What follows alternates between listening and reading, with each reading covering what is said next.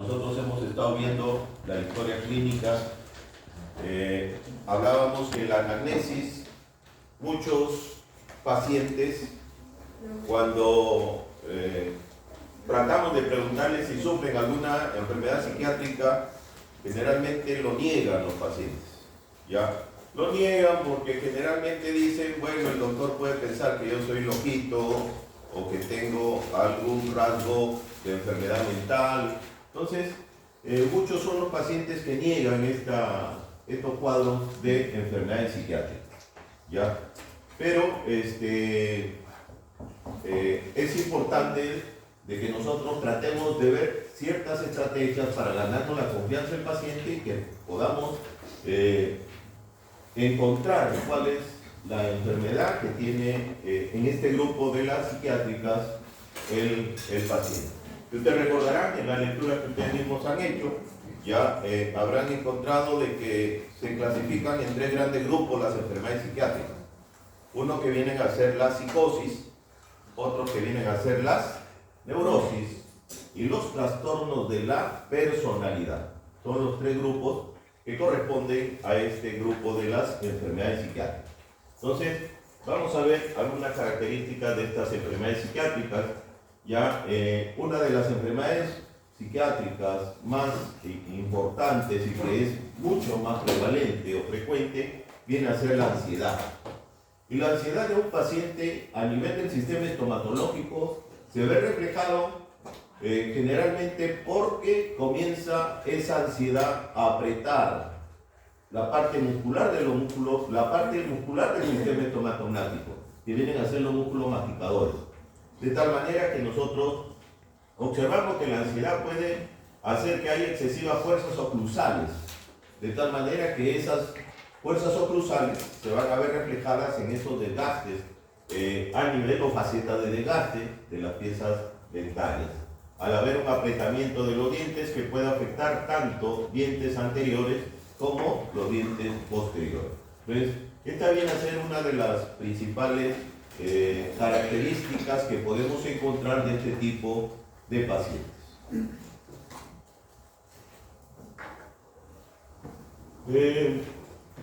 Cuando existen patologías psiquiátricas en el paciente, su adecuada identificación por el odontólogo va a permitir el abordaje del problema dental específico, ¿ya?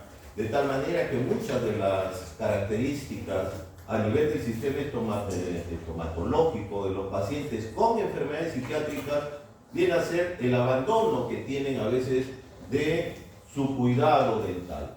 Ya muchos de estos pacientes no se cepillan, muchos de estos pacientes no les importa directamente la higiene bucal. Entonces, incluso puede hacer referencia oportuna al especialista en el caso. Muchas veces los pacientes tienen problemas de salud mental, pero lo abandonan. De tal manera que muchas veces, si usted se gana la confianza del paciente, le dice, ¿sabe qué, doctor? Yo hace más o menos 3 meses he estado en tratamiento psiquiátrico, pero lo he dejado, lo he abandonado, ¿ya? ¿Y por qué es que llega a la consulta? Por algún dolor. No es que llega porque él quiere tener los dientes bonitos o porque él quiere hacerse una férula en el caso del bruxismo. Él llega exclusivamente porque una pieza dentaria le duele. Entonces, si ustedes se ganan la confianza, les puede dar este dato y ustedes pueden inclinarlo a que continúe con su tratamiento ya de la enfermedad que tiene, de la enfermedad mental que tiene. Entonces, ustedes tienen que hacer esa referencia oportuna al especialista, ¿ya? Toda persona que acude a un profesional de la salud, ¿ya? Y eso era una de las preguntas que yo les hacía siempre en las prácticas a mis alumnos, les decía, ¿alguna vez ustedes cómo se han sentido cuando han ido al odontólogo? ¿Le tienen miedo al dentista? ¿Ya? Generalmente el mismo momento de ir a un tratamiento odontológico ya causa un poquito de ansiedad en el paciente.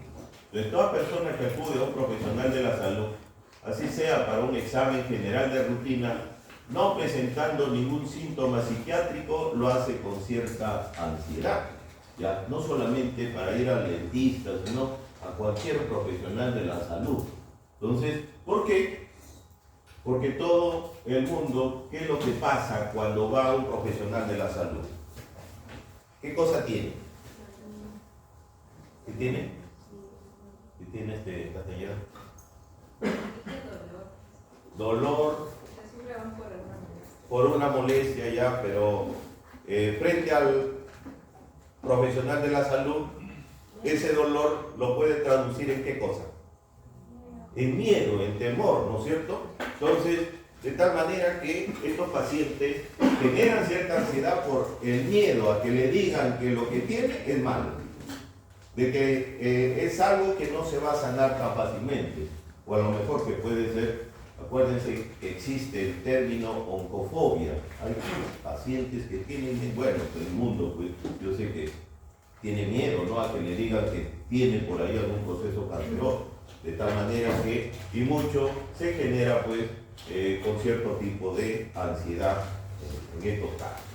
La explicación al paciente de su problema odontológico, ¿ya? Y esto es lo que no solamente se debe de hacer con los pacientes con problemas psiquiátricos, sino con todo paciente, ¿ya? Hay que explicarle al paciente cuál es el problema odontológico que tiene, ¿ya? Todo el procedimiento que se va a realizar, ¿ya? Y acá hay una técnica muy importante para trabajar siempre frente a un paciente con problemas de salud mental, ¿ya? Que es tratar de disminuir las 4 S según una técnica utilizada a nivel de los programas de salud mental europeos. Dice, hay que disminuir las 4 S. ¿Y cuáles son las 4 S? Los 4 sentidos básicos que nosotros tenemos. Si ustedes tratan de disminuir esas 4 S, ya el paciente con problemas mentales va a tratar de acercarse mucho más al odontólogo y dejarse manejar en el tratamiento odontológico. ¿Cuáles son esas 4 S? El sentido del oído, ya tratar de utilizar el menos ruido posible en estos pacientes. ¿Por qué? Porque todo incremento de ese ruido lo va a aturdir y va a decir que ya no quiere continuar con el tratamiento, ¿ya? El sentido de la vista, no hacerle ver, pues si ustedes van a hacerle una extracción, entonces no van a enseñarle toda la cantidad de instrumental que van a utilizar, el paciente se asusta, entonces tratar de disminuir también esto. ¿Qué otra cosa? El olfato, tratar de disminuir sustancias que lo perturben en relación a cierto olor, ¿ya? Por ejemplo, el eugenol, ¿ya? Muchas veces el sentir ese olor ya lo aturde también al paciente. Y por último, a veces nosotros somos descuidados y le vamos a hacer una endodoncia, tratar de que el líquido, por ejemplo, que es bastante exagerado, el hipoclorito, ¿ya? Que no le caiga directamente pues, en la lengua al paciente. Entonces, si ustedes tratan de controlar estos 4 ya parámetros a este paciente, entonces van a dejar de que se maneje fácilmente este tipo de pacientes. Entonces, hay que aplicarle el procedimiento con una actitud comprensiva, respetuosa, de ayuda. Es muy importante y determinante desde la primera visita para una óptima evolución y un buen plan de tratamiento que nosotros vamos a hacer. Entonces, generalmente también se recomienda no hacer procedimientos demasiado largos, procedimientos bastante cortos para que el paciente pueda aguantar todo el proceso del tratamiento que le van a hacer. Por ejemplo, en el caso de una endodoncia, hay que planificar tiempos en este tipo de tratamiento. Cuando nosotros hacemos un examen de salud mental, hay ciertas cosas que debemos de considerar. Por ejemplo, es diferente ver muchas veces el grado de tristeza, ¿no? Yo sé que todo el mundo ha pasado por un grado de tristeza, ¿ya? Uno puede ser porque no ingresó a la universidad que ustedes querían, porque ha fallecido algún familiar o porque no ganaron el concurso que ustedes querían. Entonces, ¿qué es lo que pasa? Que la tristeza puede llevarse un día, 2 días, ¿no? Pero es diferente en el caso de la intensidad y la duración ya que este paciente tiene una causa para que tenga tristeza, pero hay otras personas que se ponen tristes sin tener una causa. Y no solamente le dura un día, 2 días, sino le dura una semana, ¿ya? O más. Entonces, eso ya no es normal. Cuando existen ciertas características, ya, de permanencia, de mayor intensidad y duración, es necesario, ya, tomar bastante consideración con este tipo de personas. Son 2 parámetros que en clínica mental diferencian lo normal de lo patológico, ¿ya? Ustedes ven que está metido en su cuarto, ya, y que ni bien llega del colegio, de la universidad, se mete a su cuarto. Entonces hay que tratar de buscar qué es lo que está pasando con esta persona. Entonces, las personas con depresión suelen presentar varios síntomas, ya, de los cuales son bastante observables, identificables y que pueden llamar la atención, ya. Pacientes que se echan en su cama, que no quieren levantarse, no quieren hacer nada, ya. Hay cambios en el apetito, no quieren comer, necesidad de dormir más de lo normal, disminución de la concentración, pacientes que entran en grado de ansiedad, indecisión, inquietud, que le dice, vámonos a la piscina. No, prefiero quedarme acá, yo quiero... Ya, y al final de cuentas, esos datos de un joven, le puedo aceptar que no quiere ir a la piscina alguien de 50 años, ¿no? Pero un joven de 17 años, de 19 años, entonces es necesario preguntarse qué es lo que le está pasando, ¿ya?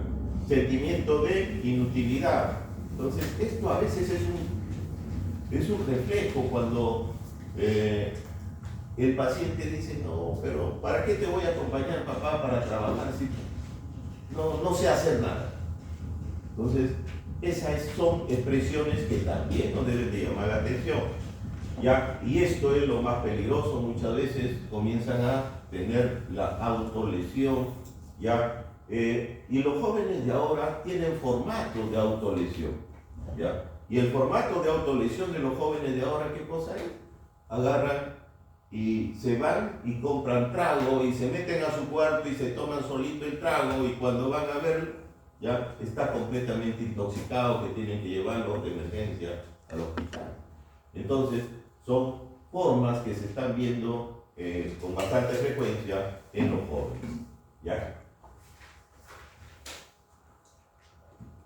Entonces, cuando nosotros hablamos de los trastornos mentales según la Organización Mundial de la Salud, nos dice que se caracteriza por una perturbación de la actividad intelectual, el estado de ánimo y el comportamiento de los pacientes, ¿ya?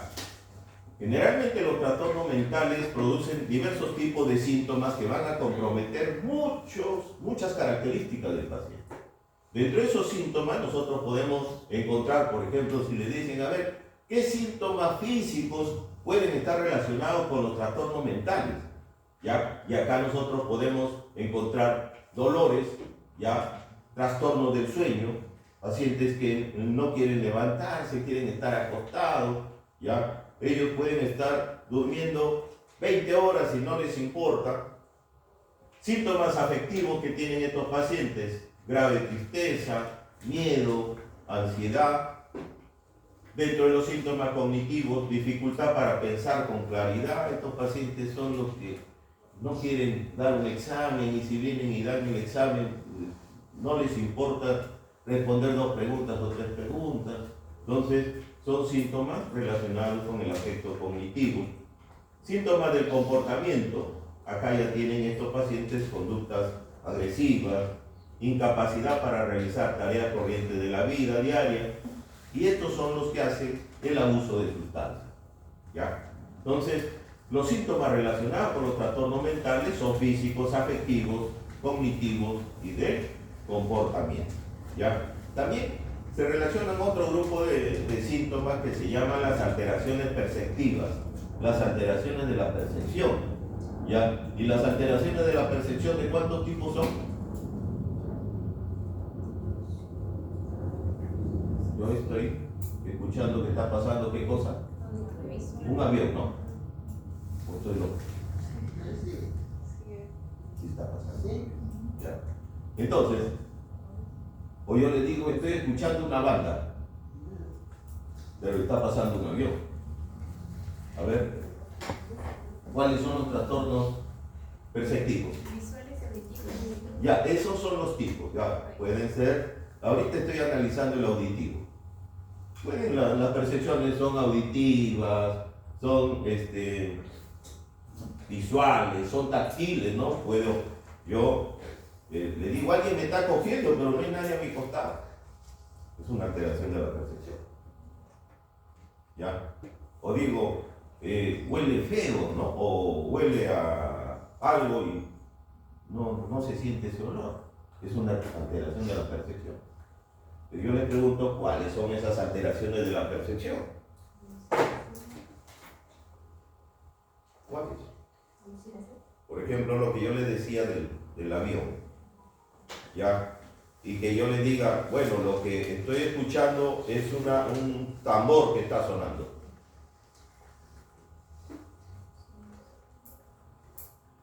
¿Está bien? Está bien. Entonces, ¿qué es ahí? Y ojo que ahorita yo le diga, estoy escuchando un tambor. Y no es ni avión ni tambor. Y el otro era de que había pasado el avión y yo dije, estoy escuchando un tambor. Son dos cosas diferentes. ¿Cuál es? ¿Cuál es cuál? Castro. La alucinación es cuando no está el objeto. ¿Ya? No lo percibe. No existe. No existe. ¿Ya? Y yo estoy escuchando algo que no existe. ¿Eso es qué cosa? Alucinación.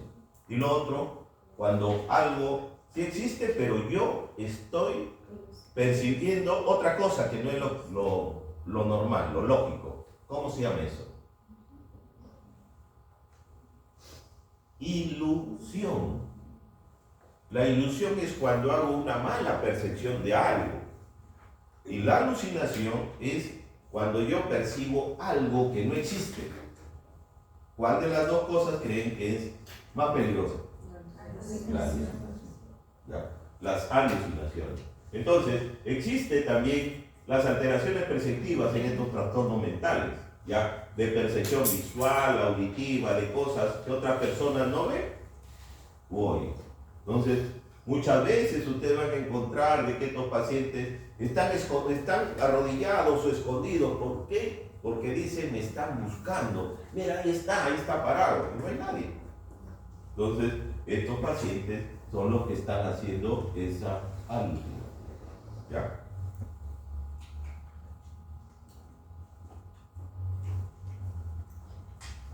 Dentro del examen mental hay que considerar el aspecto. El aspecto es importante en el paciente con enfermedad mental. Entonces, un paciente con enfermedad mental, hasta la forma de vestir, ya va a cambiar, va a ser bastante desordenado, cochinito, que no se afeita, que huele un poquito mal. Entonces, esas son las características que nosotros vamos a encontrar del aspecto de los pacientes con enfermedad mental. ¿Ya? Mucho más cuando estos pacientes padecen estas dos enfermedades mentales, uno que es la psicosis y la demencia. Las demencias están relacionadas directamente con los adultos mayores, ¿no es cierto? Son más descuidaditos, que viven a veces solos, que no tienen el aspecto mental para estar lavando su ropa, entonces a veces se descuidan y entran pues en este tipo de aspecto que tienen estos pacientes. ¿Ya? El otro dato que hay que examinar viene a ser el estado de conciencia de los pacientes. ¿Cómo se examina el estado de conciencia? A ver, doctores. ¿Cómo evalúan ustedes el grado de conciencia de un paciente? ¿Ya? ¿Cómo se llama este test? María Fe.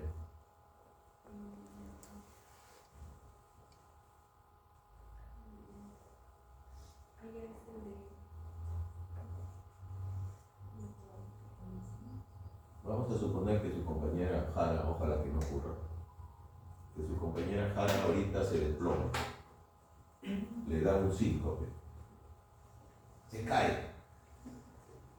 ¿Qué es lo que tienen que evaluar en ese momento? La conciencia, ¿cómo está?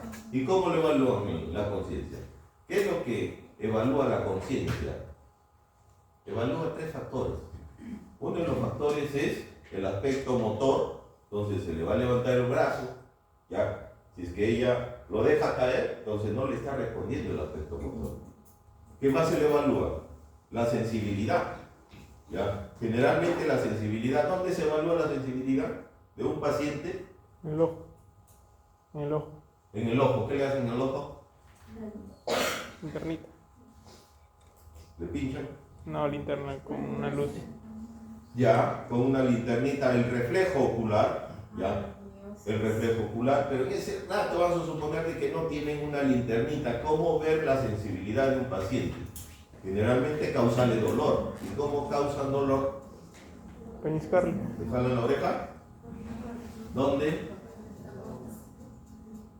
Acá, en el esternón. Esta es la zona. Agarran ustedes así como cuando quieren meter un cocayo. Y aprietan acá. Apriétense ahorita. Van a sentir de que causa dolor.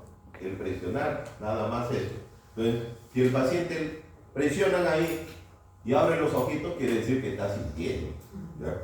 Entonces, pero si no tiene ese reflejo, quiere decir de que no están dando por buen camino. ¿Cómo se llama esa escala en la cual se evalúa la conciencia? Se llama la escala de Glasgow. La escala de Glasgow. Y la escala de Glasgow tiene valores, ¿ya? De tal manera que eso es lo que nos va a determinar el grado de conciencia de una persona. Entonces, una cosa, y acá yo siempre pongo la característica de un paciente loquito, ¿ya? Y yo les digo, ¿un paciente loquito está mal de la conciencia? ¿Ah? ¿O qué es lo que tiene el paciente loquito? Si ahorita hay un temblor, ¿ustedes se quedan quietitos? Y ojo que no sea ese de 8.8, ¿no? Porque si no así se van a hacer. Se van a quedar quietos, van a querer salir, ¿no es cierto? Entonces, eso está determinado por su grado de conciencia. ¿Qué cosa es el grado de conciencia? El estar alerta. Ustedes ahorita están con el máximo grado de conciencia, el máximo valor del grado de conciencia. Entonces, ¿pero qué es lo que pasa? Que este grado de conciencia va a ir disminuyendo en algunos pacientes. Por ejemplo, aquellos pacientes que están en estado de coma. Estos pacientes le levantan el brazo, se les cae. Buscan reflejos, no sienten. ¿Ya? Entonces, a veces están intubados o a veces están en vida vegetativa. Entonces, su grado de conciencia ha disminuido. ¿Y quién es el encargado de que existe esa conciencia? Es una sustancia. No. Es una sustancia que está relacionada con los neurotransmisores y viene a ser llamada el SARA, la sustancia activadora reticular ascendente. Y esta sustancia activadora reticular ascendente, ¿dónde es que se forma? Se forma acá. A ver, ¿cómo se llama este órgano que está acá? A ver, anatomía aplicada. ¿El bulbo? ¿Bulbo no está acá abajo? Entonces, si no es el bulbo, ¿cómo se llama el que está arriba? Puente. ¿El puente de qué? ¿Del ejército? El puente de Marolio, más llamado ya como la protuberancia. ¿Ya? Entonces, en esta zona es donde se forma esta sustancia que permite que nosotros estemos alertas. ¿Ya? Es por eso que aquellas personas que tienen problemas a este nivel, son los que sufren estado de coma. ¿Por qué? Porque, por ejemplo, si es que acá existe un incremento de presión arterial en un paciente, ya que su presión se ha subido a 180 milímetros de mercurio, ¿qué va a pasar acá? ¿Qué es lo que puede pasar a este nivel? ¿Qué es lo que tenemos acá? Que con un incremento de presión arterial se van a reventar. Arterias. ¿Y cómo se llaman esas arterias? Yo sé que lo han visto. Están acá justamente en esa caja encefálica. ¿Cómo se llama? El polígono de Willis, ¿o no? ¿Te acordaron? Y el polígono de Willis está formado por ¿qué arterias? ¿Ah? Arteria vertebral. Arteria Vertebral. vertebral son las que suben y arriba para que se forme el polígono. ¿Quiénes son? Subclar. Las arterias cerebrales, anteriores, medias y posteriores, son las que van a formar el polígono de Willis. Entonces estas arterias, cuando se rompen por un incremento de presión, ¿qué cosa va a pasar? No va a llegar irrigación a esta zona. Y si no llega irrigación a esta zona, ¿qué es lo que va a pasar con el SARA? ¿Se va a formar el SARA? Por lo tanto, este paciente, ¿qué cosa le va a dar? Va a entrar en coma. ¿Ya? Entonces, si este paciente se cae de cabeza y se golpea esta zona, se revientan las arterias, ¿qué cosa va a dar? Disminución del SARA y va a entrar en un estado de coma. Por intoxicación de ciertas sustancias químicas, ¿ya? Esta zona no le va a llegar irrigación y va a llegar a lo mismo, disminución del SARA, un estado de coma. Disminución de glucosa, ¿ya? Disminución del SARA, estado de coma. Exceso de glucosa, ¿ya? Alteración de esta zona también, disminución del SARA, estado de coma.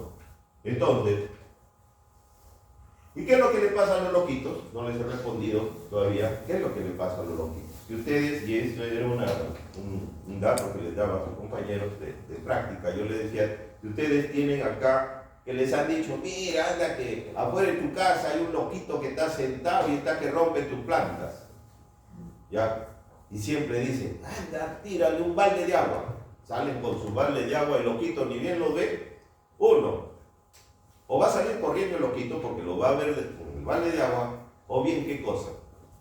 Se va a enfrentar, se va a volver agresivo. Va a agarrar una piedra y le va a querer tirar. Pero de que él esté preparado porque le van a tirar el agua es porque él también está alerta. ¿No es cierto? Entonces, él no tiene problema en la conciencia del SARA, sino que es lo que le está fallando a loquito. Lo que le está fallando a loquito, ¿qué cosa es? El contenido de la conciencia. ¿Ya? Una cosa es el nivel de conciencia que tiene que ver con el SARA y otra cosa es el contenido de la conciencia. Entonces, nosotros podemos encontrar de que acá pueden haber fallas del SARA, disminuir el SARA cuando hay hemorragia cerebral, cuando existe un ictus, ¿ya? Pueden estar relacionados con este problema a nivel del SARA. Entonces, muchas veces nosotros podemos encontrar diversos tipos de coma. Hay un coma que se denomina el coma carus, donde solamente están activadas las funciones vegetativas. Este paciente está completamente dormido y solamente está trabajando el corazón y los pulmones. Nada más. Está respirando y el corazón está latiendo. Después, otra actividad no hay. A esto se le llama un coma carus. ¿Ya?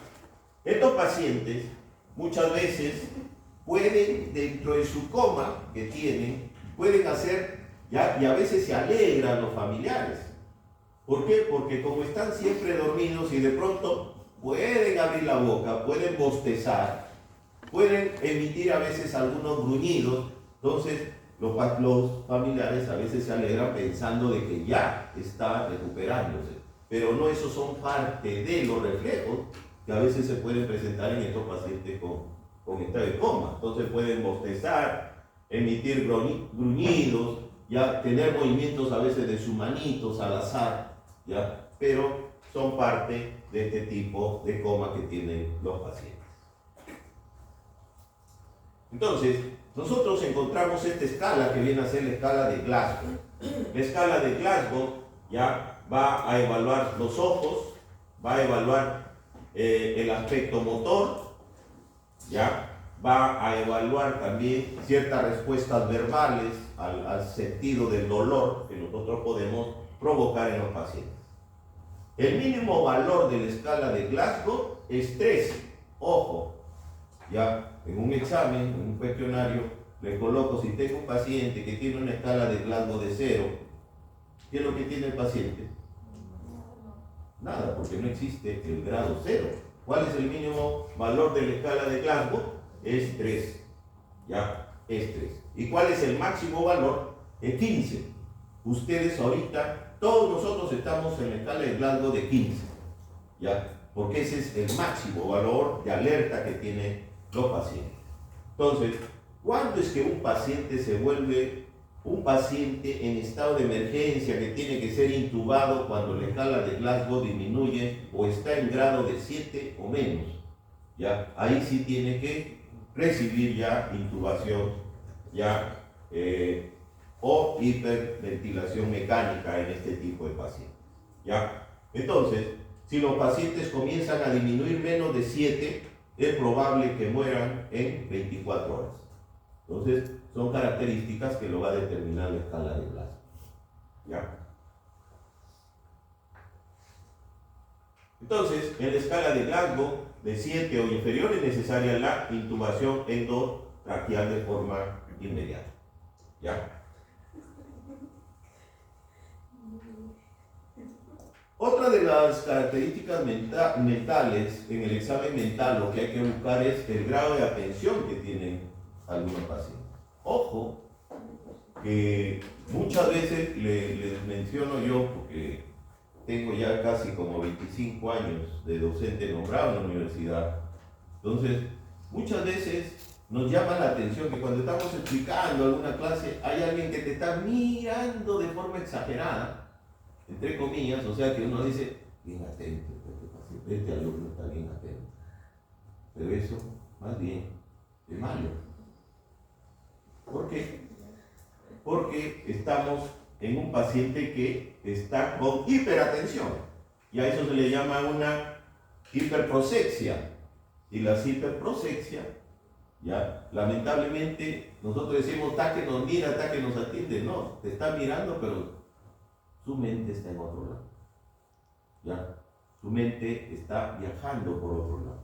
Entonces, la hiperprosexia, alguien que te está mirando de forma muy atenta, exageradamente atenta, ya está relacionada también con enfermedades mentales como la paranoia, la depresión que tienen algunos pacientes. ¿Ya?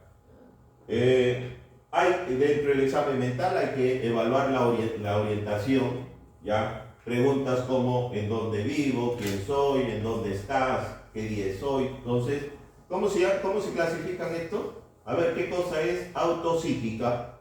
La evaluación autopsíquica, ¿qué preguntas hacen? Evaluación autopsíquica.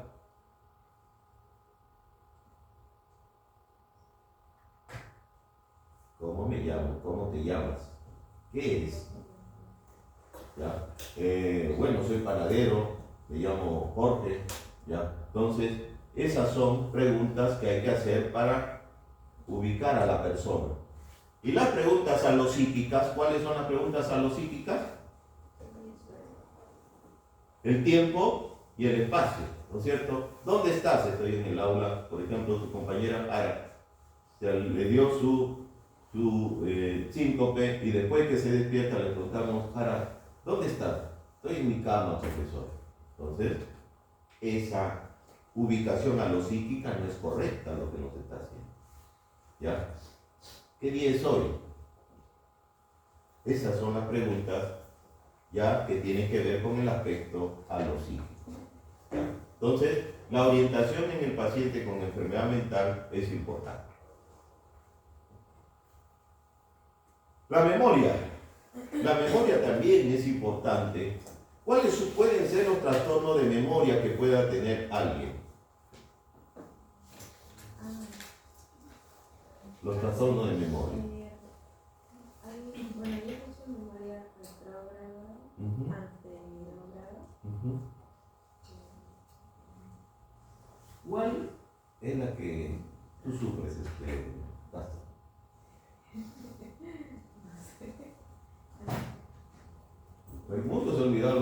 alguna cosa y está que lo busca y no se recuerda dónde lo dejó. Amnesia. ¿De largo plazo o de corto plazo? La de corto plazo. De corto plazo. ¿Ya? De corto plazo, ¿no? Porque tú agarras y dices, "Sí, me acaba de dar mi papá 20 soles, pero no le encuentro. ¿Ya? No le encuentro. Y está bien metido ahí en la mochila, está bien metido su vida. Entonces, existen alteraciones también de la memoria. ¿Y cuál es la que sufren los adultos mayores? La de largo plazo. La de largo plazo, y también ya comienzan a tener del de corto plazo. ¿Ya? ¿Por qué? Porque muchas veces ellos pero parte de qué cosa, parte de qué cosa comienzan a tener alteraciones de la memoria. De lo que empezamos primero mencionando, la demencia que tienen estos pacientes, ya comienzan a tener esos problemas de demencia. Entonces, la memoria es una función compleja que está ligada o está más relacionada al aspecto de inteligencia y el aprendizaje.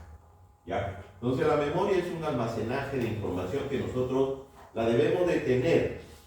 ¿Ya? Ahorita, toda esta información que les estoy dando, yo sé que en la noche ya se olvidaron. ¿Ya? Porque ese almacenamiento, ojo, es un almacenamiento. Y ustedes, para poderla recordar y para poderle sacar provecho, ¿qué es lo que tienen que hacer? Volverla a repasar, volverla a leer o a escuchar si en caso le están grabando. Entonces, para recordarla en un momento dado. ¿Ustedes se recuerdan de su primer día de nido? A ver, día de acá, ¿se recuerdan? ¿Sí te recuerdas? ¿Qué te recuerda? Lloraste. Lloraste. ¿Ustedes se recuerdan de su primer enamorado? Ah, se ríe. La doctora Lola se recuerda de su primer enamorado. ¿Cómo está, mujer? 7:47.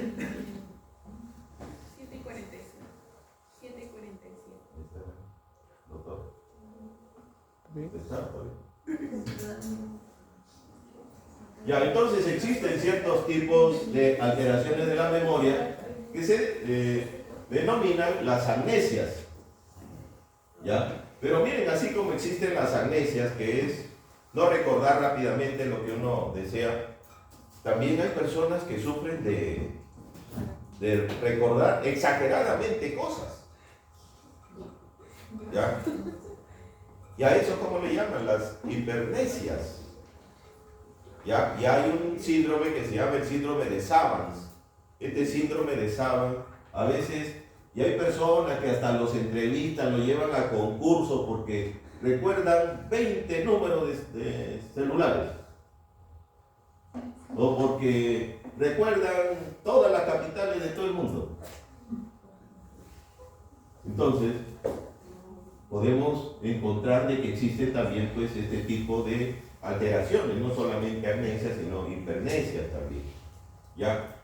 Dentro de los problemas mentales hay un tipo de amnesias que están relacionadas con problemas que haya tenido el paciente o la paciente. Por ejemplo, una mujer que haya tenido un intento de violación, ¿ya? Muchas veces va a tener también este tipo de amnesias que se llaman amnesias de ese periodo, de esa etapa de agresión que ha tenido la paciente. Y hablamos de las amnesias lacunares, ¿ya? Una amnesia de forma lacunar, por etapas de ese espacio, de ese momento de agresión que ha sufrido la mujer. Entonces, se pueden presentar este tipo de amnesias también, ¿ya? Entonces, las amnesias es la incapacidad de conservar o recuperar información que nosotros creíamos que la teníamos guardada. Ya constituye el trastorno de memoria más importante, puede ser de forma orgánica o de tipo afectivo. ¿Ya? Entonces, tenemos problemas con las amnesias. Hay una amnesia llamada amnesia de fijación, ¿ya? Que esa es momentánea. ¿Ya? Y tenemos las amnesias llamadas las amnesias de conservación. Por ejemplo, Castro, ¿cuántos años tienes? 22. 22. A ver, si yo le pregunto a Castro de aquí, cuando tengas 42 años, cuando ya seas dentista y tengas tu clínica, ¿qué te recordarías, por ejemplo, de cómo manejarías a un paciente con problemas mentales? ¿Qué te recordarías? Algo importante de todo lo que hemos dicho hoy día que vas a considerar para tu experiencia profesional. Bueno, primero una buena historia clínica, hasta darle un buen trato al paciente, ser empático, actuar calmados, tener el control de nosotros. Y una estrategia que le dije, ¿cuál era? Controlación de las cosas. De las 4 veces.